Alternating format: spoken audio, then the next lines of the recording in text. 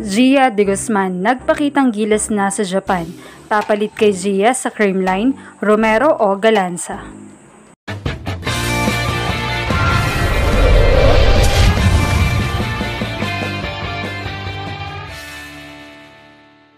What's up, Volleyball Nation? Welcome back to my YouTube channel. Narito ako para magbigay sa inyo ng updates tungkol sa mundo ng volleyball. Pero bago yan, don't forget to subscribe and hit the notification bell para updated ka sa aking mga videos. Ngayong inilabas na nga ang dati ay rumor pa lamang na balita na paglalaro ni Gia sa Japan ay formal na ngang inanunsyo mula sa official Instagram account ng Denso Airbees ang pag-join ni Gia de Guzman bilang import setter. Talaga namang umani ng reaksyon ang pagpapakilala ni Gia sa video bilang import setter ng Japan, Denso Airbees under Division 1. Gayun din ang isa sa mga highlights ng kanyang practice kung saan tila nag-hep-hep hooray na nga agad ang blockers ng Japan sa set ni Gia. Maraming mga fans ang nagsasabing talagang kayang-kaya ni Gia na makisabay sa tempo o bilis ng Japan, kaya malamang ay mababa din si Gia. Talagang ang tanging pagkakaiba lamang ng kapwa setters niya sa team ay yung familiarity. Dahil syempre, matagal nang magkakasama ang Japan team, kaya kilala at amoy na ang gustong set. Pero knowing Gia Morado de Guzman, kayang-kaya niya at mabilis siyang makakapag-adjust dito. Samantala, dahil nga kumpirmado na ang pagkawala pansamantala ni Gia sa team, ay talagang palaisipan pa rin sa volleyball fans kung sino ba talaga ang magiging isa pang setter ng champion team na Creamline.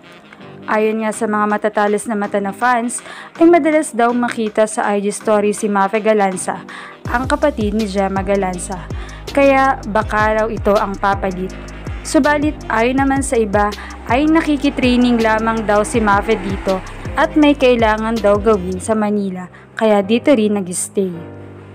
Samantala ay hirit naman ng mga fans ay okay lang din kung si Mape dahil mukhang kaya naman ito at knowing na nasa team din ang kanyang ate Gemma, kaya magagabayan din siya.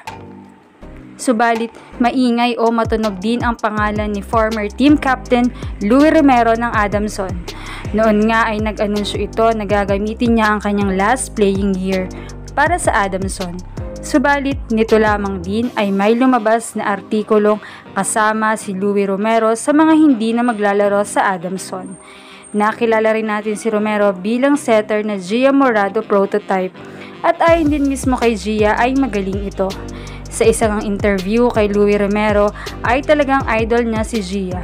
At minsan pa nga raw ay tinetext pa siya ni Gia para sabihin nice game, ang galing mo, at binigyan pa nga siya ng sapatos. Ayon sa mga fans, sana raw ay makuha ng team si Romero dahil magiging asset talaga siya ng team.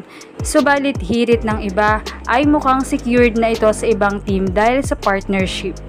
Kayo ka Volleyball Nation, sino sa tingin nyo ang papalit kay Gia Morado de Guzman sa Creamline? Anong masasabi nyo rito? Leave a comment below. Thank you for watching and don't forget to subscribe. We'll be right